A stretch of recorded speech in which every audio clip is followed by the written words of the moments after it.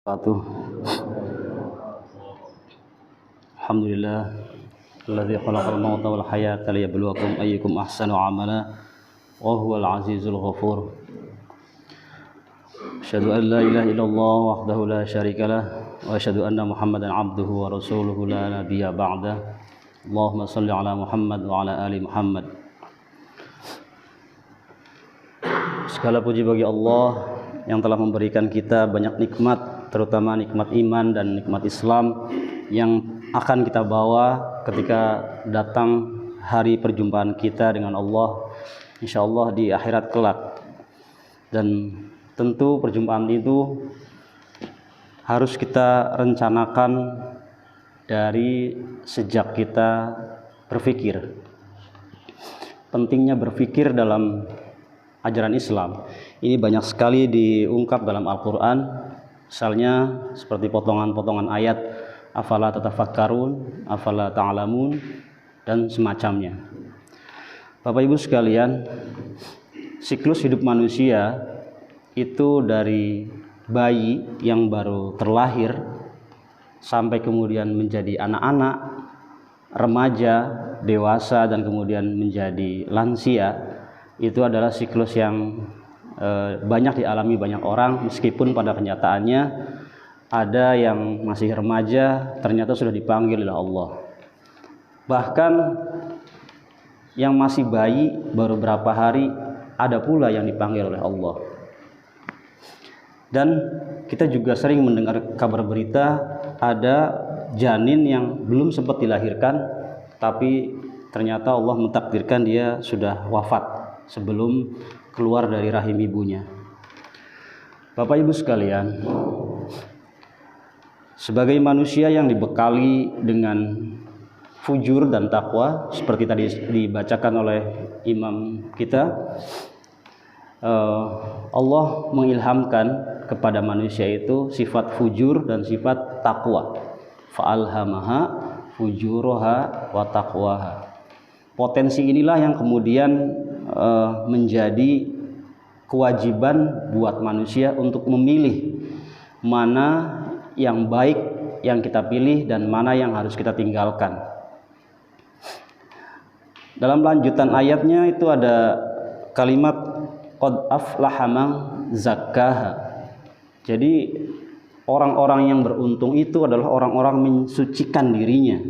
Artinya ketika Allah memberitakan kepada kita bahwa kita itu dibekali potensi untuk berbuat buruk, berbuat ingkar, berbuat melanggar, Allah juga membekali kita dengan potensi untuk berbuat baik, berbuat taat, beribadah, dan seterusnya. Maka Islam memberikan beban syariat kepada kita semua. Jadi kalau ada ustadz yang tampil di mimbar atau ada dai-dai yang begitu bersemangat untuk menyampaikan ajaran Islam, itu sebenarnya bukan hanya tugas mereka, tetapi ini adalah kewajiban dari setiap diri yang mengaku sebagai muslim.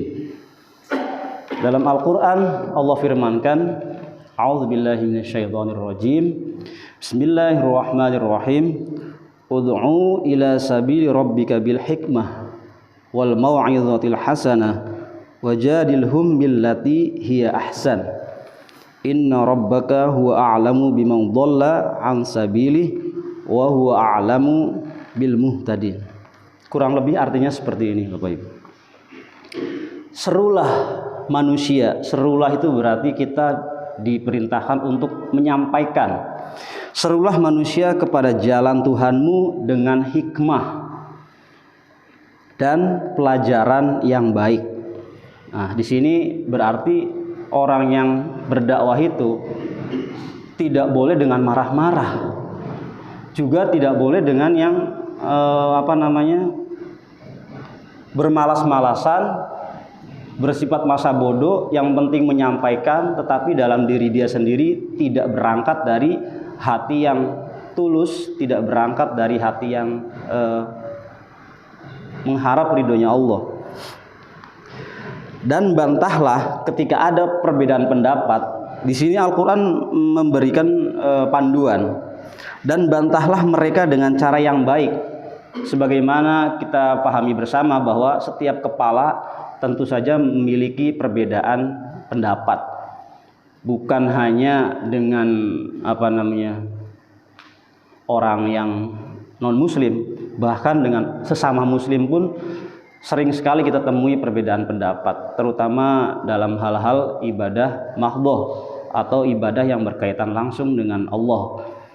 Pun juga jangankan di masyarakat ya, kita temui dalam keluarga kita sendiri pun kadang antara ayah, ibu itu seringkali terjadi perbedaan pendapat. Maka Al-Qur'an memberikan panduan, dan bantahlah mereka dengan cara yang baik. Jadi ketika kita berdakwah, baik di tengah keluarga sendiri maupun di tengah masyarakat, kalau ada perbedaan pendapat, kita disuruh untuk membantah atau berdiskusi atau berdebat itu dengan bantahan yang baik. Maka lanjutan ayatnya adalah, sesungguhnya Tuhanmu dialah yang lebih mengetahui tentang siapa yang tersesat. Jadi kepada diri kita sendiri, yakinkan bahwa kita diberikan tugas hanya untuk menyampaikan tentang hidayah, tentang kebenaran dan kesesatan. Itu Allah lebih mengetahui daripada kita sendiri. Maka ayat ini ditutup dengan, dan dialah yang lebih mengetahui orang-orang yang mendapat petunjuk. Wa huwa a'lamu bil muhtadin. Jadi ketika kita menemui perbedaan pendapat di antara manusia, maka rujukannya yang paling cerdas adalah kembalikan kepada Al-Qur'an. Kita ketahui bersama dalam sejarah bahwa di dalam sejarah kebudayaan Islam sendiri, jadi kita harus bisa bedakan ya antara ajaran dengan budaya. Nah, sejarah peradaban Muslim sendiri kita ketahui bersama ada beberapa peristiwa yang mungkin sangat kita sayangkan, tapi itu terjadi perang saudara antara Islam dengan Islam. Bukan ajarannya sebenarnya yang berseteru, tetapi muslimnya atau orangnya. Jadi antara muslim dengan Islam itu berbeda. Muslim adalah orangnya, Islam adalah ajarannya. Islam adalah ajaran yang sempurna. Al-yauma akmaltu lakum dinakum wa atmamtu alaikum ni'mati wa raditu lakumul Islam madina. Jadi Allah mewahyukan kepada Nabi Muhammad itu bahwa menerangkan Islam itu sudah cukup sempurna, jadi tidak perlu ada tambahan-tambahan syariat baru lagi. Tetapi yang kemudian menjadi perseteruan adalah berangkat dari perbedaan pendapat yang dialami oleh muslimnya sendiri atau penganut agama Islam. Bapak Ibu sekalian, seperti di awal saya sampaikan tadi bahwa perintah berdakwah ini bukan melulu diborong oleh para pendakwah, tetapi setiap diri yang mengaku muslim itu diberikan beban syariat untuk berdakwah, sebagaimana Rasulullah pernah menyampaikan dalam sebuah hadisnya, balighu anni walau ayah. Rasulullah pernah menyampaikan kepada kita bahwa sampaikanlah dariku. Dariku maksudnya dari Nabi Muhammad. Nabi Muhammad ini mengajarkan tentang Islam, maka sampaikanlah tentang Islam walau ayah, walaupun satu ayat. Nah, Pak, bagaimana kalau kita tidak bisa berdakwah lewat lisan? Ada banyak cara sebenarnya untuk berdakwah. Misalnya dengan keteladanan. Nah, keteladanan ini justru jauh lebih efektif atau jauh lebih mengena daripada dakwah dengan lisan. Kenapa? Karena manusia itu sifatnya merekam data diawali dengan visual atau dengan penglihatan. Anak-anak kita contohnya. Anak-anak kita itu tanpa kita sadari dia akan merekam segala sesuatu apa yang kita lakukan di rumah. Ketika ayahnya mungkin sering bertengkar dengan ibunya, maka anak-anak ini punya catatan, oh ketika saya berbeda pendapat dengan teman saya, maka saya harus melakukan seperti yang dilakukan oleh ayah dan ibu saya. Pun juga ketika di rumah anak itu melihat ketika ada perbedaan pendapat, ayahnya memberikan penjelasan, ibunya mendengarkan, kemudian terjadi diskusi, ini juga akan direkam oleh anak yang kemudian nanti diaplikasikan atau dilaksanakan di luar rumahnya dengan hal yang sama. Ketika menemukan perbedaan pendapat dengan teman-temannya, dia tidak akan buru-buru bertengkar, tapi dia akan berdiskusi dulu, tentu saja dengan kapasitas nalar anak-anak. Nah, Bapak Ibu sekalian, salah satu teman saya menyampaikan coba dibahas tentang materi bagaimana sih caranya berdakwah. Saya bukan orang yang profesional sebenarnya dalam berdakwah, tetapi setidaknya saya hanya menyampaikan apa yang ada di diri saya saja. Sedikitnya begini, diandaikan kita ingin menyampaikan suatu pesan dari Islam, contoh kita menyampaikan tentang kebersihan. Kebersihan ini menjadi titik tolak ajaran Islam. Bahkan dalam hal fikih tentang kebersihan ini dibahas di bab pertama, yaitu bab toharoh. Nah, ketika kita ingin menyampaikan tentang kebersihan, kita cari saja ayat-ayat dalam Al-Quran, atau kalau tidak kita temukan dalam Al-Quran, kita cari di hadis. Di hadis misalnya sebagaimana kita tahu, at-tahuru syatrul iman. Jadi orang-orang yang mengaku dirinya beriman itu harus menjaga kesucian atau kebersihan.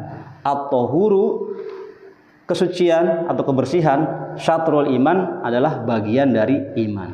Itu hanya sekedar contoh.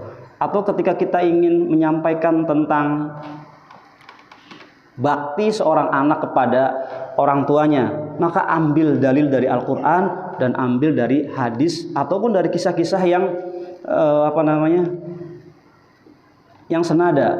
Misalnya dari Al-Quran kita ambil surat Luqman. Luqman ini menasihati kepada anaknya agar anaknya itu bersyukur kepada Allah, juga bersyukur kepada kedua orang tuanya, dan jangan berbuat syirik. Kenapa? Karena syirik adalah dosa yang sangat besar. Tentang materi, tentang teori untuk berdakwah itu sebenarnya bisa kita pelajari, tetapi yang menjadi PR kadang-kadang mental, kira-kira begitu. Nah, tentang mental ini sebenarnya pada saat kita terlahir, kita itu jangankan punya pengetahuan, kita bahkan untuk makan kita disuapin, untuk minum kita pun dikasih sama orang tua kita. Nah, seiring waktu, karena siklus manusia memang seperti itu adanya, maka manusia itu selalu belajar. Maka perintah belajar ini pun diajarkan dalam Islam. Misalnya Rasulullah menyampaikan, tolabul ilmi fardhatun ala kulli muslimin wal muslimat. Jadi menuntut ilmu itu hukumnya wajib bagi umat muslim laki-laki dan umat muslim perempuan. Kapan kita mulai belajar dan kapan akhir dari pembelajaran? Kita diperintahkan mulai belajar sejak kita terlahir, atau dalam bahasanya itu dari buayan. Buayan itu kayak kita masih digendong sama ibu kita. Utlubul ilma minal mahdi ilal lahdi. Nah, begitu yang saya dengar ya. Jadi kita diperintahkan belajar itu sejak kita dari buayan ilal lahdi sampai ke liang lahat. Berarti kapan kita harus belajar? Sejak kita terlahir. Dan kapan kita mengakhiri pembelajaran? Yaitu ketika kita masuk ke dalam liang lahat atau kita terkubur setelah kita mati. Nah, lalu pelajaran-pelajaran apa yang mesti kita pelajari? Sebagai seorang muslim, atau setidaknya KTP kita Islam, setidaknya kita menjadi satu rujukan Masa iya sih kita sebagai orang Islam tidak mau mempelajari Islam? Nanti kalau kita tidak mau mempelajari Islam, nanti orang-orang di luar Islam yang mempelajari Islam kemudian mencari ayat-ayat untuk menjatuhkan Islam. Kita kenal di luar sana itu banyak sekali misionaris. Misionaris itu sekelompok orang yang mempelajari Al-Quran hanya untuk menciderai ajaran Islam. Dia cari ayat-ayat yang mungkin ada peluang untuk melemahkan Islam.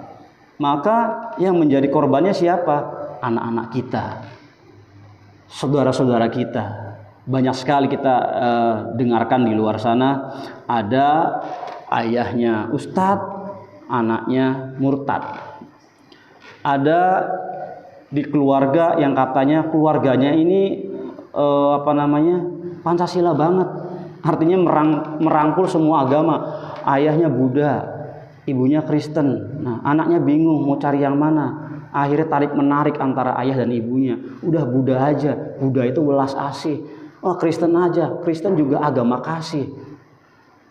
Akhirnya mereka menganut agama hanya mewarisi dari orang tua. Sedangkan bagi ulul albab, bagi orang-orang yang berpikir, sebenarnya agama itu bukan warisan. Agama adalah pilihan. Artinya apa? Agama itu diperuntukkan bagi orang-orang yang berpikir, bukan orang-orang yang menerima jadi atau mewarisi dari orang tuanya. Nanti khawatirnya kita terjebak dalam satu perkataan yang menyebabkan bahwa sebenarnya setiap manusia itu terlahir dalam keadaan suci. Nanti orang tuanya sendiri yang akan mempengaruhi si anak untuk menjadi Majusi atau Nasrani. Nah, ini berarti anak-anak kita menjadi korban warisan agama. Harusnya beragama itu adalah hasil olah pikir yang matang setelah melalui pengetahuan yang dia pelajari. Bukti yang terjadi di luar sana, kita kenal banyak sekali mu'alaf-mu'alaf yang masuk Islam karena dasarnya adalah mempelajari tentang Islam. Artinya mereka berpikir, padahal mereka orang tuanya bukan orang Islam. Artinya mereka itu masuk Islam karena melalui jalan berpikir. Lalu kemudian mereka membentuk satu komunitas, misalnya YPM, Darut Tauhid misalnya, Yayasan Pembina Mu'alaf. Banyak sekali di luar sana ya, yang dipimpin oleh para mu'alaf cerdas, baik dari orang-orang Chinese, orang-orang bule, dan siapa saja yang mau berpikir. Karena sebagaimana sering kita dengar, Al-Quran ini ditujukan untuk manusia sebagai petunjuk. Jadi siapa saja kalau merasa dirinya manusia, maka Al-Quran ini tepat sekali kalau dijadikan sebagai rujukan untuk petunjuk the way of life atau jalan hidupnya. Jadi bukan hanya warisan dari orang tuanya. Demikian yang dapat saya sampaikan, mudah-mudahan ada manfaatnya. Wal afu minkum. Assalamualaikum warahmatullahi wabarakatuh.